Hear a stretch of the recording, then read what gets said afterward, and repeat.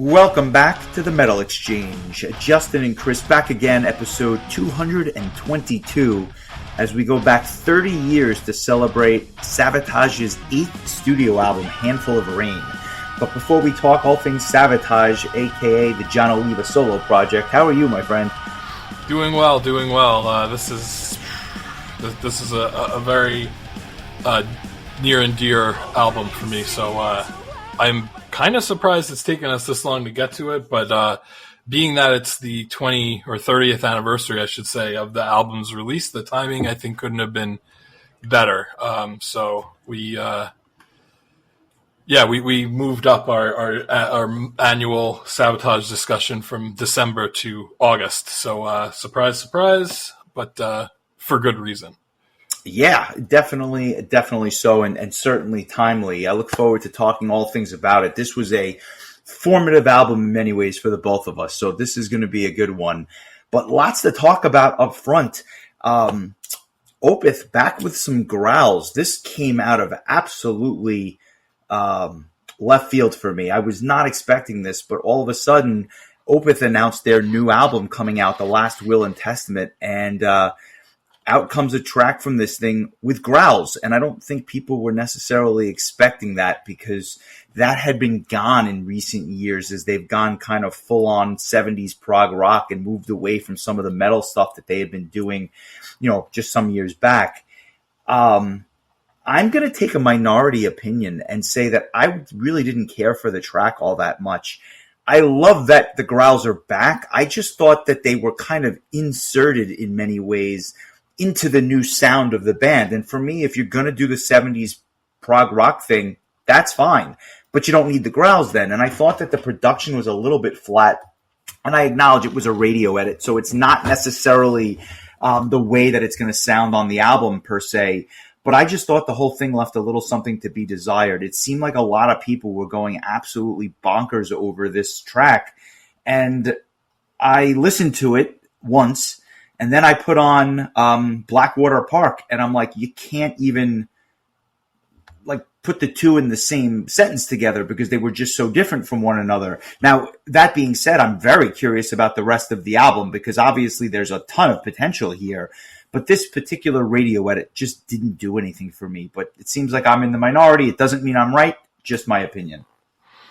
I haven't listened to it yet, so I will save my opinion for another day, but I don't have quite the history of listening to Opeth as you do. So I would, if I was listening to this podcast, I would probably take what Justin has to say a little bit more seriously than me as far as Opeth related material goes. Well, I thank you for that, but it's funny because the album is due out in just about 2 months. It's coming out on October 11th, and I thought that was kind of soon in this day and age where it seems like the albums are announced 3, 4, 6 months in advance, sometimes even more than that. But we won't have to wait too long, and I have a feeling at least one other single will drop before that October 11th date. So needless to say, I will be listening. I'm very curious about that. This might be one of the first Opeth albums that I will go out of my way to listen to upon its release. So I will have thoughts come October or November or December, depending on when I have actually listened to the album. But I will. This year. Yes, I am planning on listening to it at least before we, rank our albums for the year. So nice. I think it's definitely going to be definitely worth your time there. You just don't know what to expect, and now that they're throwing the growls back in, I mean, anything is possible. But another band that is been a lot more consistent, and that's Vision Divine out of Italy. They came out with a new single called The Broken Past. It featured Ray Alder and Alessandro Conti, two kind of unexpected guests, at least as far as I was concerned, on this new Vision Divine track. What did you think of The Broken Past? Loved it. It was fast-paced, just like driving, great power metal as we've come to expect from Olaf and company for years now. And the like you said, the vocal guests were a nice surprise, but really, really good track. I added it to my most recent playlist, which you can find on our website at the top of the page, metalexchangepodcast.com. There's a link to all of our podcasts on Spotify, and this is on there. The Opeth single will be on an upcoming playlist once I get a chance to listen to it, but it'll be on there too. But this song definitely made the cut because it was just really good. Looking forward to the entire album. Like you said about Opeth, I imagine there'll be at least one more single before the album is released in full. Yeah, I'm looking forward to that. And another album that was put on my radar, if for no other reason than a really interesting cover, which I'll mention. But the band is Reverber. They're a thrash metal band, definitely in that Creator style, very heavy, very fast. They're coming out with a new album called The Satan Creation. It's coming out later this year. I don't believe a date has actually been determined, but they covered Thor the Powerhead from Manowar, which was always a Manowar track that I love, but it's done in this like thrashy style. I have a feeling you're going to adore this track. I will post it this week, but I'm specifically curious to hear your thoughts. I know it's a track that you like. I know that you're obviously, we've got some love for Manowar, especially back in the day. I think you're going to enjoy this cover because it was basically Manowar on steroids, and I have nothing bad to say about it. That's awesome. I remember Therion did a really excellent cover of that song as well back in the day. Yes, probably might have been the first Therion song I ever heard, as a matter of fact, was that Manowar cover. But yeah, that's a great tune. One of the few songs I know really well from the early Manowar days, to be honest. Like, I don't really know their pre-Fighting the World material all that well. But that's just one of those songs. I might know more thanks to Therion than I do for Manowar, but I am very familiar with it. So I'm always excited to hear anybody's take on that song, because that's a good one. Yeah, and the Therion cover is great too. I don't want to disparage them. I just think that this Reverber cover really stood out because it was just so heavy. But again, I'll wait for your opinion. And finally, Blind Guardian re-releasing Somewhere Far Beyond, one of the first Blind Guardian albums that I had ever purchased. And I was telling you, kind of before we jumped on and hit record, I wasn't 100% sure why they did this. I don't know if it was because they were unhappy with the original recording, or if they didn't have access to the masters, or if it was some sort of a rights issue. I don't know. But the new album sounds really, really good, and it was almost like breathing life into an old classic. 99% of the time, I don't like when bands do this. I just think that, I don't know, leave it to it's hard to reimagine an old classic, but this just sounds so good, and they did such a nice job with it that kudos to them. It's a really interesting listen if you've heard the original album. Yes, I have only heard the one single that I think I had mentioned in a previous episode. I'm trying to remember which track it was. I probably am not going to be able to. But anyway, yeah, I always kind of thought that the original album didn't have the greatest production in the world. Not terrible for an album that came out in 1992, but when you compare it to kind of some of their more recent efforts, like, they're known for having really strong production values. So it'll be interesting to kind of hear that, and hear those classic songs in a more modern, production or sound. So I'm looking forward to hearing the whole thing. Was it Quest for Tanalorn? Was that the track they released ahead of the album? I think that's right. And then they really recently released a video for the Bard song.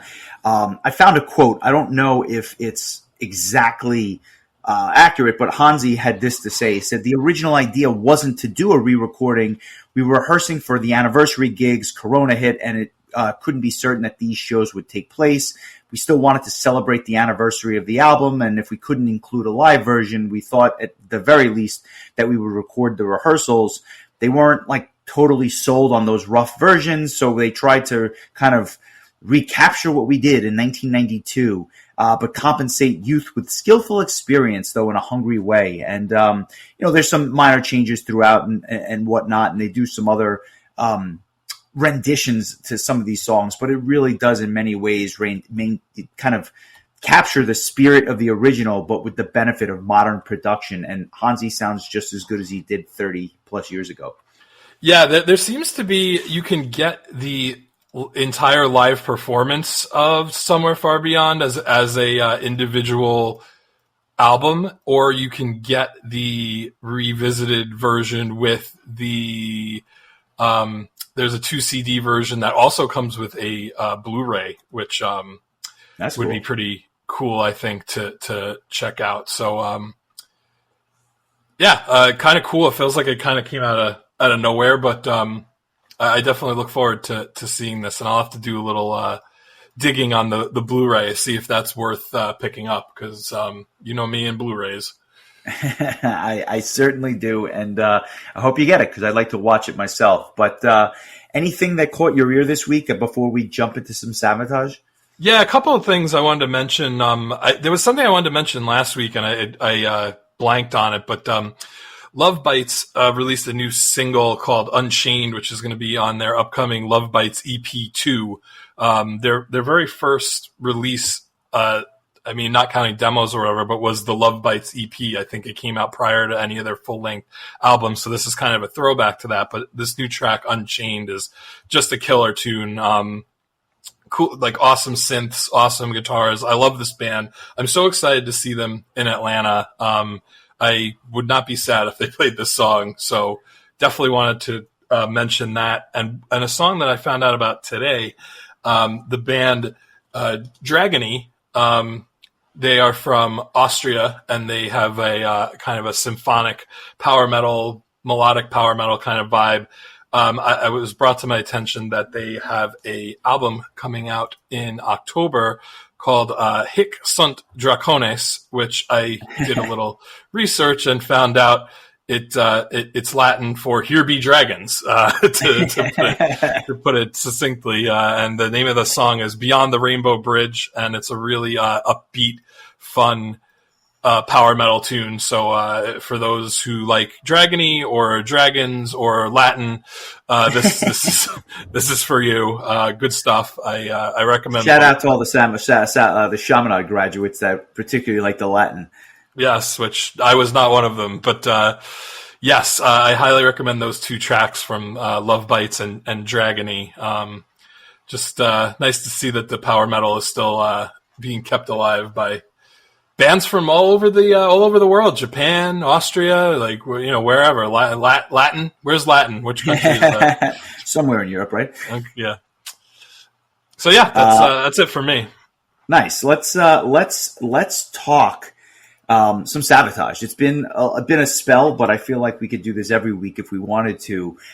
It has been a little surprising that we haven't selected this album yet, but obviously coming up on the heels of the 30th anniversary, no better time than the present. The album first came out August 16th, 1994, just a year and some change after Edge of Thorns, but obviously so much would change for this band over the course of that year with the passing of John's brother, Chris Oliva, the guitar maestro that he was. So the bulk of this album was really just written by John and Paul O'Neill. Chris Oliva helped write two of the tracks on the album, which in retrospect, I think you could probably guess which ones they are, just based on the way that the songs were written and the heaviness in many ways that each puts forth, whereas the rest of the tracks are more of the TSO vibe, and you hear the Paul O'Neill influence loud and clear on this album. When did you first get this? Because I know that you obviously probably have vivid memories of picking this album up and kind of listening to it. As you've alluded to in the past, I think it was on repeat for about 6 months. Yeah, well, at least one month before I would eventually get, I want to say my second heavy metal album was Triumph of Steel by Manowar, which we have covered. I want to say that the delay on this one likely has to do with the fact that there were just much more memorable Savatage albums that we chose to discuss first. In Edge of Thorns was a request, but I think that we probably would have covered that ahead of Handful of Rain, honestly. And we talked about Gutter Ballet and Streets and Dead Winter Dead, which I think are all, pretty much all-time great Savatage albums. This one, like you said, it comes at like this kind of crossroads for the band. I remember hearing somebody say that like this album was really just John Oliva's therapy for losing his brother. Like he really just needed to just do something to keep his mind off of what had happened. But to answer your question, we talk a lot about, the mixtape that Ralph had made for me, which would have been in like June of 1997. I have to say though that like my history with this album goes even before that, because the reason that I asked Ralph to make me that mixtape in the first place was because he had played Chance for me at his house. And I was so blown away by the song that I never heard anything like it before. That was kind of what made me want to explore more into this metal genre. And so this album it's just such an important album for me, because it really just marks the beginning of my journey that is now involving, going to this festival every year and doing this podcast and like listening to bands from Austria sing songs in Latin about dragons. But yeah, it's just, I didn't realize that it was Chance that kind of kicked everything off. I remember, again, I had been listening to I'd been listening to Metallica and stuff like that, but I vivid memories of Black Diamond from Stratovarius being kind of my gateway into the European scene. So not that this is European, but Savatage was certainly off the grid by 1997, in the larger scheme of things. So I didn't realize that it was Chance that kind of like opened up Pandora's box for you.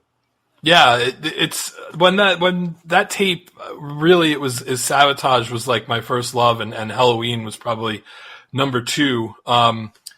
So fast forward a couple of weeks after that, and my cousin Mary, who we've mentioned before because she was the one who got me into the Monkees when I was a kid, and that took me down that journey. She also was the first person to show me Nintendo. So a lot of my obsessions as an adult come from her influence. So shout out to her. But she took me to Roosevelt Field, and for my birthday was like pick out a CD, and it was literally in the exact same store where the Master of the Rings 2-disc story happened that we discussed a couple of weeks ago. It was in that very the wall over by the food court, where I held Handful of Rain and Gutter Ballet in one hand and the other hand, and had to choose based on Chance being on one album and Gutter Ballet being on the other album, both being on that mixtape. And I went with Handful of Rain for whatever reason, and that just became my first metal album. And between that and the mixtape, that's pretty much all I listened to for a while until I scrounged up another 15 or 16 bucks. And if memory serves, I believe my dad took me to Tower Records and I bought The Triumph of Steel. And I think that was my second metal record. And I want to say Gutter Ballet I would get third, and then Keeper 2 from Halloween, and then after that it just kind of I black out after that. But those were kind of the first handful, no pun intended, of metal records that I purchased, all that had songs from that mixtape, because that was just the start of it all. But really, Chance is the song for me that really, I had heard Rush, and I heard progressive bands like Yes and stuff like that, but when it came to like the progressive sound being in a metal way, like this was definitely the first for me. And Chance was just such an unbelievable track, because of just the way it was constructed. It was so epic with the rounds and the vocals and everything, just incredible. So yeah, that's where it kind of started for me. Do you remember getting this album, and like what's the story for you revolving around Handful of Rain? I don't. I remember it had to be in and around the same time, maybe months or so after you got it.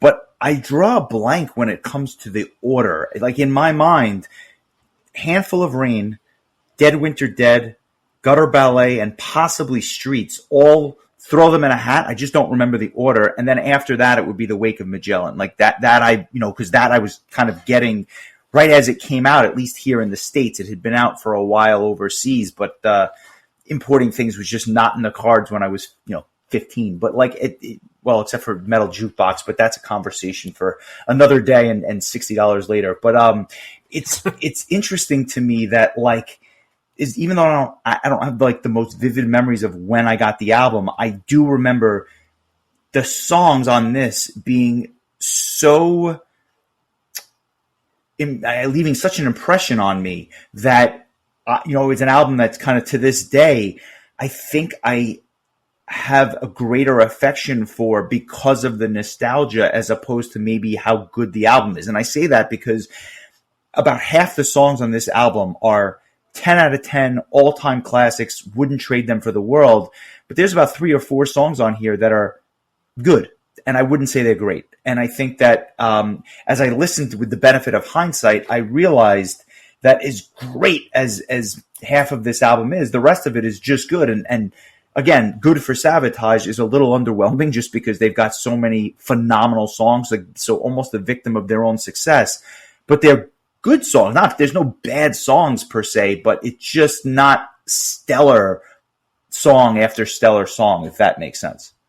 Yeah, I happen to agree with you, as a matter of fact. And I think considering the surrounding situation, it kind of makes sense why the album feels somewhat disjointed. Although there are still, like you said, like all-time classic Savatage songs, even all-time classic metal songs. You had mentioned TSO. I think this is the first Savatage album where you start to hear hints of, I don't feel like you got that on Edge of Thorns, but I think on Handful of Rain, you're starting, I don't know if it's Bob Kinkle being involved. I know that he was, he helped with the production. He was a pre-production engineer on this album. And I know he was a big part of the early days of TSO, but this is where I'm really starting to kind of hear, I think, Paul O'Neill's influence, and maybe that was just by necessity because of, Chris's untimely passing. And we should mention that he was killed by a drunk driver. What was the date on that? I guess it was towards the end of 1993. And so, the plan was, I'll just pull this right from Wikipedia. We talked about Edge of Thorns, and John had temporarily left the band, stepped down as lead vocalist. I think that was more an aesthetic choice, because I'm pretty sure he still wrote, most of this, or co-wrote most of the songs on that album, if memory serves. Although you can go dig into the archives, and it says all music composed by Chris, John, and Paul for Edge of Thorns. So anyway, Zach Stevens comes in. He's still here. After that recording, Steve Wackles, who was a founding member and drummer, left the band. He was replaced by Andy James, which I didn't know. He quit the band immediately after Chris passed away. And so he was contacted by Zach and John about tracking drums for Handful of Rain, but he declined. So the band's, and the band's original plan for the album was to have John rejoin the band on keys and secondary vocals, along with former rhythm guitar Chris Caffrey at a later date, which is what they would end up doing on Dead Winter Dead, which is another album we've discussed in the past at length. But all that got shaken up due to, Chris's death at the end of 93. So, it changed the whole, the whole production. And I remember not knowing any of this and just like opening up that booklet and seeing all the guys, like, cause Steve Wackles is credited as the drummer on this album, and he literally has nothing to do with it. I don't think John Middleton plays a note on this album either as bass player. So half the guys that are credited on this album had nothing to do with it. And then Alex Skolnick from Testament would join the fold as well, although admittedly, I'm not sure that he really plays on the album. I think he doesn't, as a matter of fact. I know that he would go on, I think, tour with them, but like, it's kind of interesting that this is kind of like he's credited with No, I think he does. I think he does actually play, because I don't know. Oh, I think they needed somebody who could play those solos that Chris Oliva wasn't there to do. Yeah, and let me be clear. I think he's on the album, but I don't think that all the guitar work is his. In other words, I think that John does do a lot of the guitars on the album, but obviously he's not doing some of these shredding solos. No doubt about that. Yeah, I think this entire production is John Oliva, Paul O'Neill, Zach Stevens on vocals, and Alex Skolnick On guitar laying solos. down some solos, and that's it. Like, It's odd that you would have thought John would have done some vocals on this album, but there are no John vocals on this album. He would wait till Dead Winter Dead to make his triumphant vocal return. And when the band would tour, Alex Skolnick went along with them. He didn't stay with the band beyond that, but he did do the tour with them. He would be replaced by Al Pitrelli. And this was the tour that Jeff Plate was invited to be a part of the band, and he would stay on. He pretty much, if you consider Savatage still an active band, Jeff Plate has never left the band. He's part of the East Coast TSO tour, and so this was really kind of the beginning of that, Dead Winter Dead, Wake of Magellan lineup is what would come on to tour this album. They released a live album called Japan Live 94. I think there was a VHS tape that got converted to DVD. I have it. It's hard to watch because it's so grainy and but it's literally the only Savatage live recording, live video recording that I have that's a pro shot recording. So I love watching it. It's a really very fascinating time for the band. And so I don't know if that was just something I made up in my own head, but I really feel like this was kind of John's chance to kind of give himself a little bit of personal therapy after this horrible, Chris Oliva wasn't just his brother. He was they were musical, brothers. In so many ways, it just went beyond. So I think that I think it's something that probably still affects him to this day. I can't imagine that it wouldn't, but it's a really interesting release. I would argue, and tell me if you agree, that this is probably, Fight for the Rock notwithstanding, one of the most disjointed Savatage albums. Oh, it's all over the place. It's all over the place. And if you listen to the first track, Taunting Cobras, which at this point is a Savatage classic, which, by the way, one of the two songs that Chris Oliva helped write, if you heard Taunting Cobras, you would think that the rest of the album was this, onslaught of heavy metal, but it's really not in many ways. But Taunting Cobras, much like last week when we kind of talked about Bruce Dickinson, that first track is a real banger, but it's a real outlier. And this one just completely kicks ass. That riff during the verses is a riff that is timeless. And it's one of those riffs that no matter how many times I hear it, whether it be on CD or live, I kind of lose my mind. And especially that sing-along chorus. This song has been played out quite a bit. I've seen every incarnation of Zach Stevens play this song live. I saw him on 70,000 Tons of Metal with Aldo from Secret Sphere with Arch and Angel, and they played this song in each of the two sets on the cruise. They've gotten a lot of miles out of Taunting Cobras, but Zach's an absolute beast. And in many ways, I guess it's his calling card because he does play it a lot, but it's almost like he's rapping on this song, which is kind of cool. Just an absolute delight of an opening track, a kick-ass tune. Yeah, and it's no surprise that this is one of the tracks that Chris had his fingerprints on, because exactly.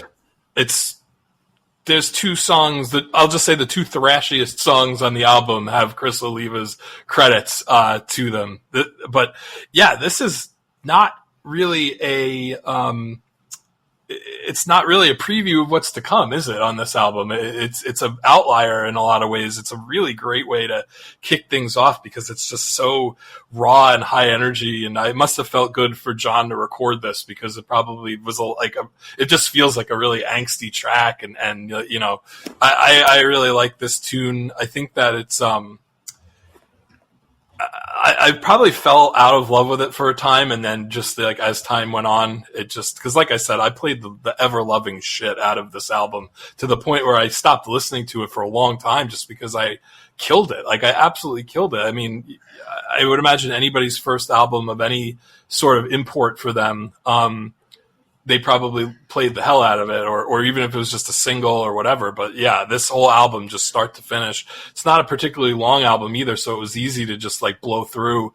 You know, I remember vividly like teaching myself HTML and sitting and trying to create a website and just having this album playing in the background. And as soon as it ended, I just hit play and just play it again, Sam. And it's so funny because nowadays we would never do that with all the gluttony of music that's out there. You're wasting valuable time. Exactly. And so to play something twice in a row, I can't even imagine. But yeah, that's what we had at the time. But you kick-ass opener, and then you go into the title track, Handful of Rain, and you may as well be listening to a completely different album. Oh yeah, it's totally different. Having seen Trans-Siberian Orchestra perform this song live, it kind of makes even more sense to me that this was kind of like the early. This has like a vibe to it where it's like this is kind of what, you know, later Savatage, and where the previous track was kind of almost like more of a Edge of Thorns and even like older Savatage material, like the non-rock opera type stuff. This feels like we're heading back into that rock opera area and the next track's really gonna go into that. But this is such a great tune, the way that it just starts out so. Savatage has a history of writing songs like this where it's just kind of like, it sounds like it could be a ballad, and then all of a sudden, you know, you're hearing acoustic guitar, and then all of a sudden that acoustic guitar turns into electric guitar, and the song just explodes.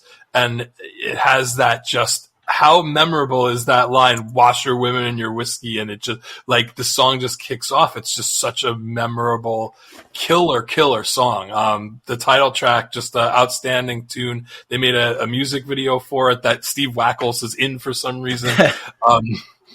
But outstanding tune. I marked out hard when I saw TSO play this. Especially because Zach sang.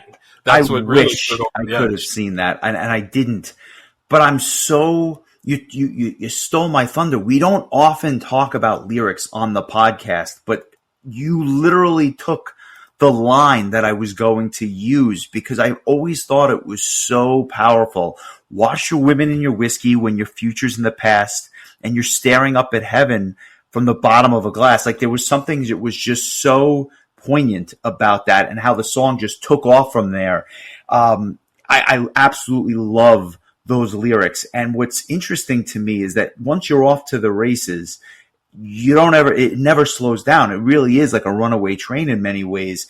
Not as heavy as Taunting Cobras, but just in terms of like the emotion from this thing, it's just so catchy. I don't know that I appreciated it as much in 1997, but when it really kind of jumped out to me was on the Poets and Madmen tour when they played part of this as part of a medley with Dead Winter Dead in the Wake of Magellan. And I said to myself, damn, I had overlooked this track. But ever since that tour, which I'm going back 22 years now, it has become one of my favorite Savatage songs of all time. I absolutely adore it. I'm going to make it my song of the week because it still hits all the right spots for me to this day. So let's listen to Handful of Rain. The soul cries out for a handful of rain.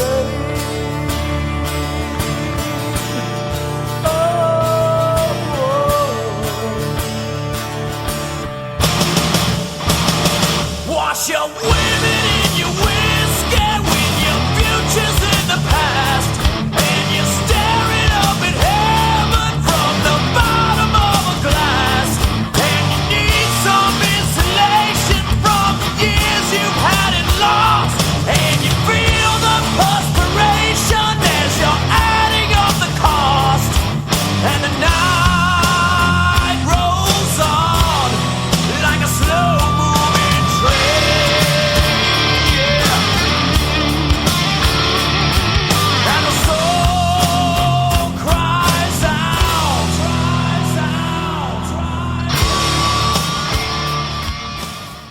Well, for the better part of a week, I could not get that out of my head. Much like for the better part of the last 25 years, I haven't been able to get it out of my head. But if you're going to follow that up, there's probably no better way to do it than with Chance, which you had mentioned earlier, the formative song that it was for you. Talk to us about Chance, because this is probably one of their proggiest tunes to date, just because of the different sections and so many different ideas kind of blended together seamlessly into a track, which I just think holds up also exceptionally well. This is the epic on the album. It's 7 minutes and 50 seconds, and it doesn't feel like it's an 8-minute tune. It feels like it's 3 minutes, and you just want to play it again. If you've never seen it before, I highly suggest pulling up the Savatage / TSO Vakken show from, it's got to be 10 or 11 years ago now. It was actually like 10 or 11 years ago, like this week. I remember watching it at my apartment with you and Knops and Mike and Caleb and Amy, like the whole gang. And the version of this song with this, just all of the TSO singers and bands on 2 stages and like every living former and current member of Savatage and Bill Hudson. It's one of the most incredible things I've ever seen, in all honesty. I never knew this, but the song is about Chiun Sugihara, who was a Japanese diplomat in Lithuania during World War II, who defied government orders by signing exit visas for thousands of Jewish refugees. So, had no idea that that's what the song was about. But the first 2 minutes and 15 seconds of the song really just kind of act as the instrumental introduction to the song. It starts out really, really slow and haunting with just keyboards. It slowly introduces some percussion into it. It builds, then it kind of slows down a little bit, and then you hit that 2:15 mark, and then the song explodes, much like we had said with the previous track. And now you're at that, like, in a lot of ways, it reminds me of the construction of Bohemian Rhapsody, where yes. It's a kind of a slower beginning, a heavier middle, and then like this vocal berserkery, Huss, for those who know. But this part in the middle is just the real heavy, like the real heavy metal, like just traditional heavy metal part. With the, Take a Chance, like with the lyrics, with the name of the song. The song would have been very good had it ended at, 5 minutes, but then it slows down, and this is where, like, I feel that, like, might have been the moment Trans-Siberian Orchestra was born, is that, that orchestration that's like, dun dun dun dun dun dun dun dun dun, and next thing you know, and then next thing you know, there's 5 Zach Stevens singing into your ears. It's amazing. It's what's called vocal counterpoint. They would definitely use it again on the Wake of Magellan album with the title track, and possibly in the Hourglass as well. It became kind of like a Savatage trademark. But at the time, this was like mind blowing. I remember you had to have been there. We were in Ralph's basement, and we were like trying to recreate this song, and Benoit was there, and he was like the only one who had no idea what was happening. And like, I'm so glad we should have given him the look away part, because that's what he was doing the entire time. But I do remember that. What was amazing to me is that after all these years, I still remember every single word to this song. It's indelibly ingrained in my memory. So God bless. What a fantastic song. I've sung like different parts of the rounds, like different, the higher part, the lower part, like, I believe, like just whatever, it's, just an epic song. I thought it would be like just way too easy to make this my song of the week, so I didn't. But I mean, this really is more than the song of the week. It's really just the song of my metal life. Like this is the entry point, what do they call it? The entry drug, what do they call it? The gateway drug for heavy metal for me. Like I knew when I heard the song that there was something else out there that I needed to be listening to. And here we are, talking about it all these years later. So yeah, this is, if for whatever reason you've never heard the song, I highly suggest that you go listen to it. But, in retrospect, it's kind of odd that something this epic would be so early on the album, but boy, it really makes a statement. Just an incredible piece of music. I agree with you, and that's why the album is so weird, because you have these three diverse yet home run tracks, Hall of Fame tracks in many ways, and then the album kind of goes in a really different direction from here on out. Not to say that there aren't great songs, but like Stare Into the Sun just doesn't have a chance, no pun intended, to compete with the prior song. It is slower, sort of a power ballad, but not by no means the best power ballad on the album. And again, I think someone could say, well, it's maybe not a true ballad. And I agree with that, but it's definitely a change of pace compared to those first three. I think the riffs are quite simple, but effective. And it has this bluesy vibe to it, almost like a Led Zeppelin or something like that, like a Jimmy Page type of guitar vibe. It's not my favorite track on the album. It's also not something I would skip. I think the best part to me are the verses. I thought the verses are really good. The chorus I could kind of take or leave, but a tough act to follow. Yeah, I agree, but I also think that this song has the time has treated it well, and I feel like I appreciate it way more now than I did back in the day, where it had that unenviable position of following Chance, which, like, most songs ever written are going to have a hard time following that one. But this is on its own, this is a nice little tune. Like you said, it's got these real kind of bluesy verses, and then it kicks into like a nice heavy chorus. And then the solos towards the end of the song definitely have like this, like you said, bluesy is the word, but here, like this mid-tempo kind of bluesy vibe, almost like you're hanging out at like an empty bar having a drink. It's just you and the bartender. Like it's kind of just has that kind of vibe. It's a really good tune. It's not like a great song. I don't think people are going to be clamoring for Savatage to play it live when they, eventually reunite someday. But I don't think it's a bad song by any means. It's actually, I think, kind of an underrated tune. And I want to say that it was included in the in that live in Japan, because that Live in Japan album is interesting because it has a lot of tracks from this album that you probably wouldn't expect to hear, during the Wake of Magellan tour or the Poets and Madmen tour. But because it was the Handful of Rain tour, you got Nothing's Going On, and you've got Watching You Fall, and Castles Burning. I guess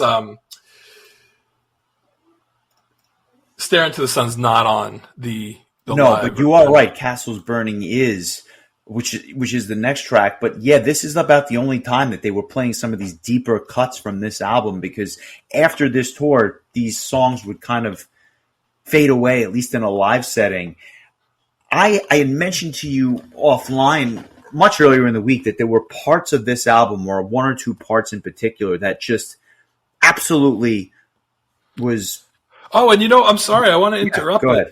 Stare Into the Sun is actually on the VHS/DVD version of this. There's actually there's more tracks on the DVD than on the CD. I knew that. I had a feeling. I thought I was. I had a feeling that was the case. The thing about this DVD, though, is that if you want, and this is what I had to do to get it, but if you want the DVD for this, you have to buy Still the Orchestra Plays Greatest Hits Volume 1 and 2, which is a 2-disc compilation that has a couple of has a couple of acoustic bonus tracks that I think at the time weren't available anywhere else, but it came with a third disc with the DVD of Live in Japan '94, which had not been released anywhere before, and so of course I had to buy that just to get that DVD because I didn't have the VHS tape. So yeah, there is more on that live DVD. So I apologize for interrupting you. Yeah, no worries. I'm glad you added that. I had mentioned to you earlier in the week that there were some parts of this album which I thought were blatant ripoffs of something else, and it was subtle. I'm not suggesting it was like full verses or anything like that, but there's parts of this album that I thought were like completely taken from somewhere else. And I'll give you a little bit of a hint. I think it's actually on the next track, Castles Burning. What are your thoughts on this track, the fifth track from the album? I think this is the most underrated song on this album. I think it's one of the most underrated Savatage songs, period. This is where you hear that that vintage John Oliva keyboard sound that would make its way to Trans-Siberian Orchestra. The build in these verses and the bridge that cuts into this chorus with, I think, one of Zach's best vocal performances on the album. This is a really, really underrated song. The solo goes into, I think, one of the heaviest kind of just keyboard driven parts of any song on this album.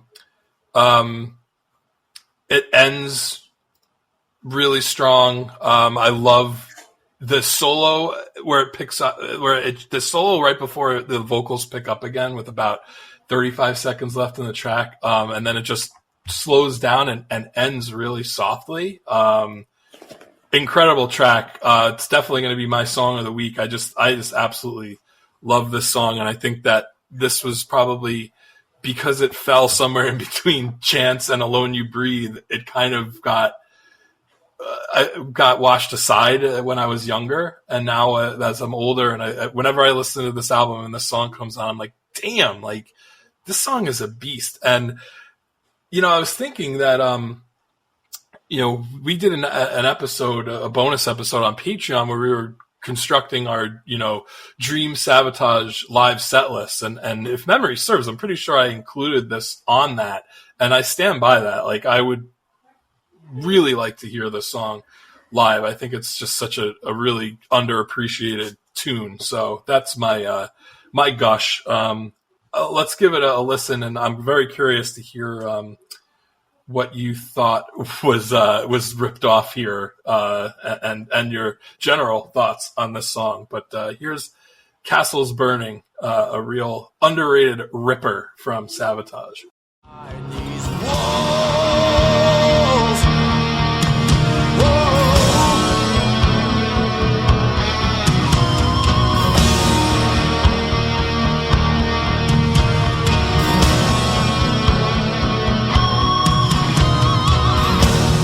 Drowned in roses, and the war he chose is fought inside the mind. Death becomes compelling when the soul's for selling and the world is blind. In the maze he wanders, looks about and ponders. Shadows mock and taunt him, and the ghosts that haunt him chain him to the ground. Screams without a sound, burn the castle down.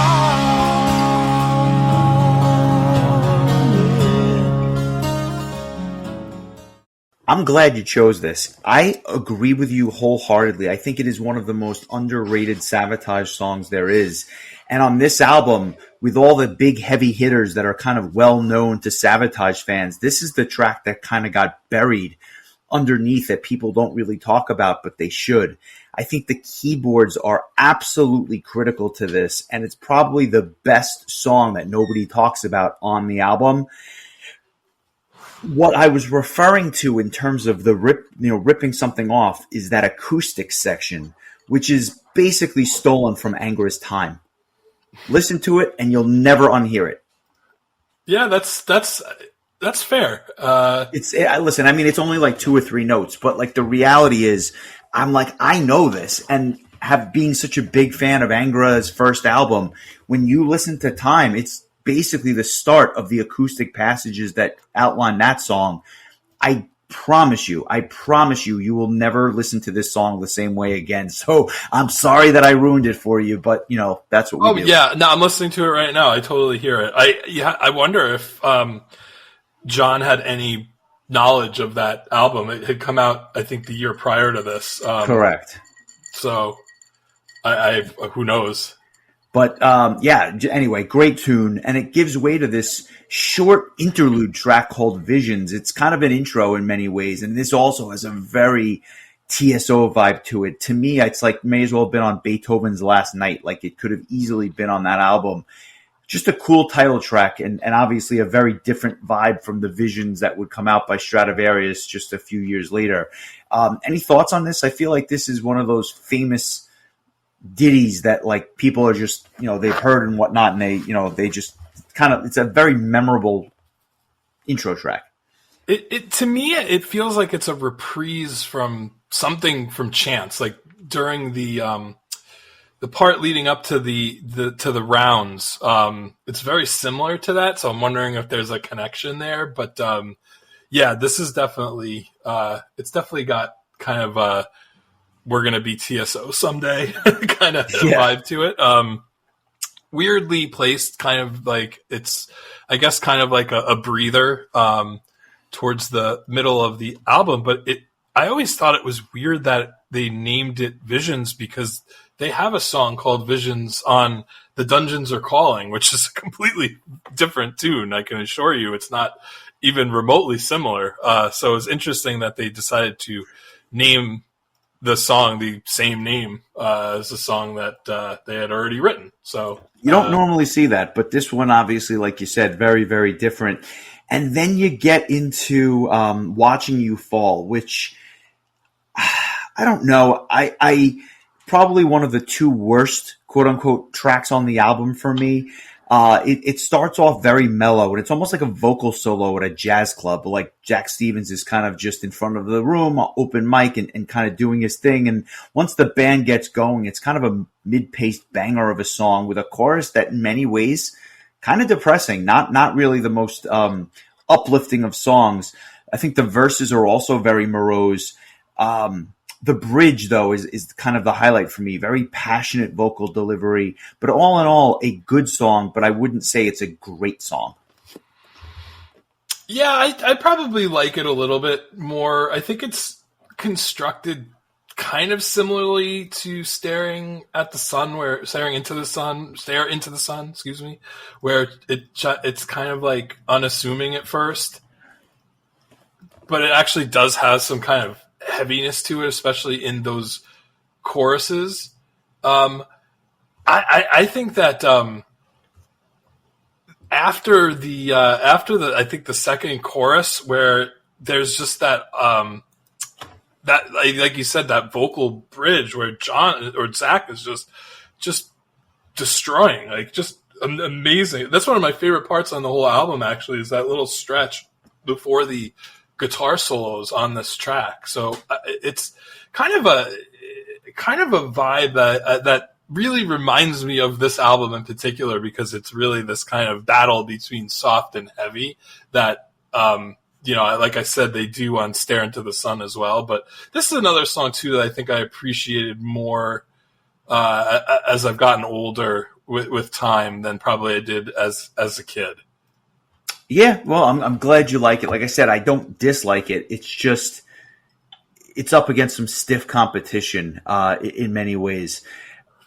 And then you get to the other track that Chris helped pen, and that's Nothing Going On, which is a really kind of heavy in-your-face tune where those riffs are just driving this thing along. My biggest issue with this track is just how repetitive it is. Zach is definitely showing off his more aggressive side here. It reminds me in many ways of an album that would come out just a couple of months later in Dr. Butcher, another album that we probably should cover in December, maybe for its 30th anniversary. it's very, very heavy, very, very in your face. And I think that the section where he's just constantly singing the title over and over again, I just don't particularly love. I do, however, will say that the last guitar solo and the way this thing just kind of picks up speed at the end, it ends exceptionally well. It's just, again, the second track in a row, which kind of lead into this big end of the album. Yeah, I think I'm kind of on the same page with you on this one. It's a solid tune, but it's aptly named because nothing's going on here. In a lot of ways, it's just kind of an okay tune. I'd say it's probably my least favorite song on the album, to be honest with you. I actually do like Stare Into the Sun and Watching You Fall a good bit more than this one. And I think for most of the reasons that you mentioned, although I do like the heavy metal explosion with like 45 seconds left. It's a long song. Yeah, it just explodes with these fast guitar riffs and drums and stuff. So it's a cool tune. If you like the thrashier earlier days of Savatage, you probably would appreciate this song a bit more than I do. But no signs of TSO on this track, I'll say. No. But you're getting closer to it. What do you think of Symmetry, the penultimate track? I thought this was also kind of a song that I saw the title and was just kind of like, I don't even remember this song. And then it comes on. I'm like, oh yeah, this is a pretty decent tune. This one's I think more of a consistently mid-tempo song. Like it doesn't really ever pick up tempo. It has a very heavy like solos and riffs and stuff, but it's a very like driving, marching kind of tune. But it's solid. It's probably towards the bottom half of my favorite songs on the album, but I think it's solid, and I think that it makes for kind of a good penultimate track before we get to the grand finale.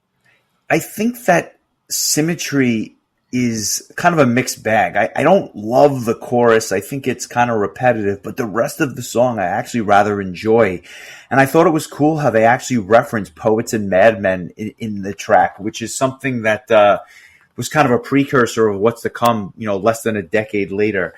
I forgot about this one as well when I saw the name, so it's interesting that we had the same effect. And then I heard it, I'm like, oh yeah, Symmetry. I know this song rather well, but the other highlight was the acoustic guitar sections with Zach's vocals. To me, that's gonna win 10 times out of 10. So a little bit of a mixed bag, but a good track. And then you get to this final ballad, the consummate ballad from a band that just writes such great ballads throughout the course of their career. And some of the lyrics you've probably heard before, because if you've listened to Streets and you've listened to Believe, some of this is borrowed heavily from that. But I love the piano here. I think it's a song like this that really makes the band so special, because other bands just are not writing songs like this, let alone a ballad, but just beautiful songs like this. And even this song kind of speeds up towards the end, but maintains that melody, which makes it just so beautiful. Some phenomenal lyrics, and arguably the best guitar solo on the album. So kudos to Alex Skolnick here, because this is a very Chris Oliva inspired guitar solo, which just ends the album beautifully. I was like obsessed with this song back in the day. And I think that this song really was the beginning of my love affair with power ballads, because very few bands did it as good as Savatage did, and this was really the first Savatage ballad that I ever really heard, and I just I loved it, and I'd go back and I'd get to hear songs like All That I Bleed and St. Patrick's from Streets, which was one of my all-time favorites, and When the Crowds Are Gone, of course. Believe. There's just so many great ones. But this one, just because I had no frame of reference, like this was just such a mind-blowing thing, and the lyrics really resonated with me as kind of a lovelorn, teenager. Like it's interesting because the song is it is a tribute to Chris, although the lyrics are not actually about Chris. And it one of the things I noticed over time, getting into the rest of Savatage's material, is that they kind of do this callback to Believe It and When the Crowds Are Gone, where they use the lyrics from Believe and part of the ending chorus from When the Crowds Are Gone. And so in a way, it really does feel like a tribute to Chris, even though the lyrics might not necessarily feel like it was, an ode, a lyrical ode in any sense. But yeah, agree with you on the guitar solo. It's a long track too. It's 7.5 minutes, but man, it's just a beautiful, beautiful tune. A great way to end it. I think that this album is bookended really strongly with the first 3 tracks and the last track, I think, really leading the way with some really solid stuff in the middle. But this is a hell of a way to end things. And if John Oliva and Paul O'Neill never wrote another song again after this would have been a really nice way to kind of put a bow, if I may take a page from your book, put a bow on the Savatage legacy. Thankfully, that wasn't it, but it certainly would have been an apt tune to kind of ride off into the sunset with, because it's just that good. Definitely, along with Chance and Castles Burning and Handful of Rain, I would say those are my top 4 songs on this album, with very little argument needed for me. Yeah, I'm with you in lockstep. I'm curious how this song kind of fares for you on a scale of 1 to 10, trying to take nostalgia out of it, which may be very difficult. Yeah, I probably will not take nostalgia out of it, because I think I just don't think that it's possible. So I think it's part of the experience is the and that's said, I'm not going to give it a 10 just because it was the first metal record, but that I owned. But I'll pull a quote out that I thought was interesting and kind of hits the nail on the head. In a contemporary review for Rock Hard magazine, Matthias Bruch was disappointed for not being able to elect Handful of Rain among the best records of the month like he did with Edge of Thorns. Despite sounding like a true Savatage album and a natural progression from previous works, he found the album lacking catchy tunes and up-tempo anthems, with the best tracks being slower songs and ballads exalted by Skolnick's guitar work. And I think that's a very fair assessment, although I'd probably say that I like it a little bit more than maybe he did. Alex Henderson of AllMusic considers it an excellent album that is melodic, ambitious, often operatic, and consistently absorbing, and the band impressively consistent even after the personnel changes caused by Chris's death. And then on the other side of the coin, you have Martin Popoff, who I think we quoted last week, as a matter of fact. Yeah, he finds his way into these things rather often. Yeah, he says that the album was upsetting and confusing for older fans, confirming the band's fascination for power pop, accomplished progressive light/heavy balladry with less focus on fast heavy metal. Which, if you grew up listening to Sirens and Power of the Night, I also think that's kind of a fair assessment too. Much like I was introduced to, the Darris era of Halloween and the Kiss era of Halloween at the same time, I was introduced to the, older John stuff and the newer Zach stuff at the same time too. So I consider the entire breadth of Savatage and Halloween to be equally enthralling for me. So with all that being said, I'm going to give this one an 8.375, which in all honesty, I think is being carried a bit by nostalgia, but I also think that those big 4 songs are so good that, and the fact that the rest of the album, there really aren't any bad songs. Maybe bad songs, if you were going to rank like every Savatage song of all time, some of those songs might be kind of towards the bottom of your list, and that's not necessarily a knock on those songs. It's just that's how good Savatage songs are. Right. But with all told, all said and done, between the nostalgia and the actual quality of the album and all that, that's what I'm going to give it. just to kind of put it into perspective, I gave Dead Winter Dead a 9.5. I gave Edge of Thorns an 8.75. I gave Streets a 9.75. And I gave Gutter Ballet an 8.75. So I don't think this score is grossly inflated. I'm right with you. I'm at an 8.25. So I think we're right in the same ballpark. Yeah, but I think it's our collectively our lowest rated Savatage album up to this point. I think the other albums are better, all said and told, and not because of. I think the highs on here are incredibly high, maybe as high as it gets, and I think the lows are maybe a little bit lower than some of the other albums, and it's that unbalanced portion of the album which I think does it in.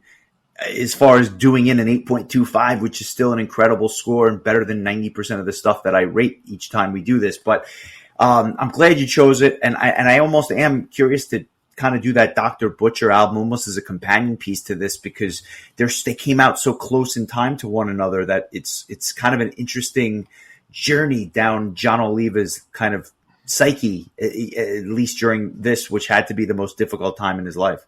Yeah, it's to this day, I still really only know the first 2 tracks from that Dr. Butcher album, and I don't really know the rest of it all that well, even though Charlie did convince me to buy it. It was one of the first imported albums I think I ever bought. But that would be an interesting conversation for sure. But I don't know, to be honest with you, and I know we'll eventually get to all of them, I don't know that we're going to give a much lower rating to a Savatage album, Fight for the Rock notwithstanding, as always, but this might be kind of the basement for Savatage, I think. I don't know about that. I think that some of those earlier albums have some areas that I don't know that the highs ever get as high on, like Power of the Night necessarily. And the lows are, even if the lows are about the same, just good songs. I don't know that there's a song like Chance that can try to drive up some of those albums. Yeah. Not that they get bad scores, but I don't know that. I think that some of those albums will be in the 7s, but time will tell because we've got plenty of them to get to. Yeah. Well, I know Wake of Magellan is going to be ranked highly by both of us when we get to that one. So I have very strong thoughts on that album. And still need to do Hall the Mountain King as well. I think those are 2 of the big Savatage albums that we still have, not to mention Poets and Madmen and Sirens and Power of the Night. And I dare say Fight for the Rock might just be the last one we do. That's going to be something else. I'll just say that. Couple of news items I just wanted to mention. The Halo Effect coming in with their second album, which people are eagerly awaiting after their fantastic debut. It's coming out in early 2025, so that is something to look forward to. By all accounts, it is going to pick up right where the last album left off, and that is perfectly fine by me. And in sadder news, Aerosmith, after over 50 years as a touring band, is no longer going to be doing shows. Irreparable harm to Steven Tyler's vocal cords inhibit him from being able to perform live. So I'm glad to have seen them back in the day. It was a memorable show for me. Just a shame that all good things must come to an end there. Yeah. It kind of reminds me of when Van Halen canceled their whole tour, and that was kind of a harbinger of things to come with Eddie unfortunately passing away. I know at least I think the drummer for Aerosmith was Joey Kramer. Wasn't even on the tour because of wear and tear with him as well, and health issues. So I don't even think they were touring with the big lineup. So unfortunately, I know my sister was bummed, but at the same time, I think that she kind of felt like it was inevitable. But I think she was hoping to maybe catch them one more time before they rode off into the sunset. But sometimes things are out of your control, unfortunately. Yeah, and unfortunately that is the case. One thing that was in my control was I got to see 2 bands yesterday that I have been were in many ways part of the formative years of my music listening right before I would become a complete, enthralled by metal. And that was Green Day and the Smashing Pumpkins, which are doing big tours in baseball stadiums and stuff across the country. They played to a packed Citi Field yesterday. There had to be 50,000, 45,000 people in the stadium. Just the way it was configured.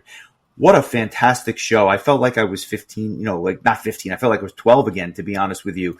The Smashing Pumpkins started off a little bit slow with some of the tracks that I really didn't recognize, but halfway through the set, once the sound got good, they started blasting some of the hits that you knew from, those two big albums that they had in 93 and 94 respectively. Just a fun show. I'm glad I got to see them. But then Green Day took the stage.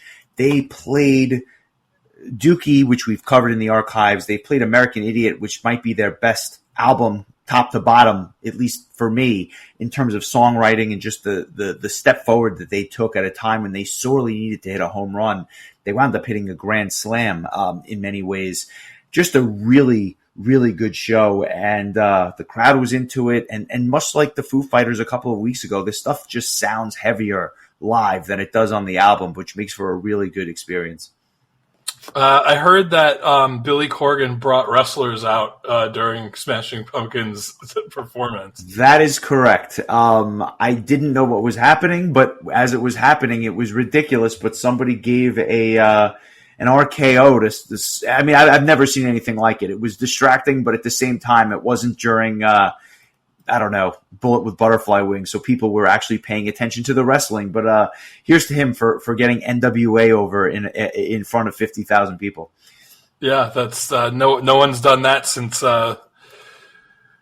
Jim Barnett, probably. Yeah, I like it.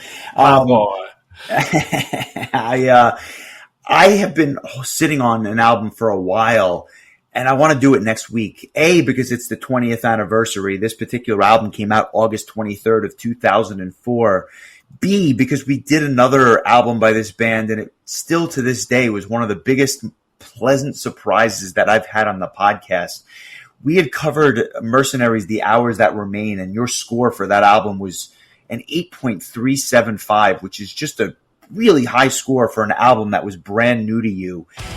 The companion album for many people is its predecessor, 11 Dreams, and that's what we're going to cover next week for its 20th anniversary. I don't know that you're going to love it as much as the prior album, but I do think that there's going to be enough here that you can kind of sink your teeth into, and I think it's going to make for a very interesting discussion. So, Mercenaries, 11 Dreams, next week on the podcast. Nice. Yeah, that was... I always think about that album as like one of my personal favorite... as far as albums that I wasn't aware of going into this podcast or just did not know well, like that was the one that I think really made a real impression on me. I don't know that I know 11 Dreams all that well either, so this will be another interesting exercise too. We'll see where it lands, but yeah, cool choice. I had a feeling this was coming at some point. Yeah, and normally I would have waited the year, but happy anniversary to the album. Let's do it next week. But a big thank you and a shout out to all of our Patreon subscribers. We appreciate you all, and to all the new listeners, do consider joining. Lots going on there in terms of bonus episodes, bonus content, and the like. It can all be found on our website, the Metal Exchange Podcast. So I really want to thank everyone for their time and for their support. And we'll come back next week with some Danish melodic death metal, which always scratches an itch for me. So DM. Yeah. Anything else on your end, bud? I think I'm good. I that was a really wonderful trip down memory lane for me, and I think if you had told me when we started this podcast that it would be episode 222 that we talked about the first metal album I ever owned, I think I would have been a little surprised by that. But we've covered a lot, so we have a lot more to cover. So yeah, this was fun, and it took me back to a very specific time in my life, and it's awesome to still be here and not alive, but to be here, being a fan of metal. Although being alive is great too. Life is better alive. That's what I've heard. That's what I've heard. So yeah, and I'm still holding out for that that final Savatage tour someday. So here's hoping. You- One more album, one more tour. You and me both. I'll settle for one more show and no album. That's how desperate I am to see this live. But good choice. Good trip down memory lane. I look forward to catching up with you again next week. Sounds good, dude. Take care.